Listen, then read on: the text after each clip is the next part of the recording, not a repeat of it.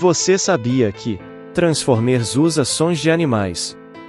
O barulho dos robôs não é o que você pensa.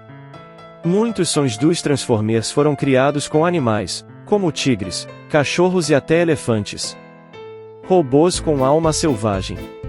Só aqui no Viva Fatos você aprende isso. Aproveita que vai responder sobre esse assunto nos comentários, já deixa o like, se inscreve no canal e ativa as notificações, para não perder nenhum dos nossos conteúdos. Por quê?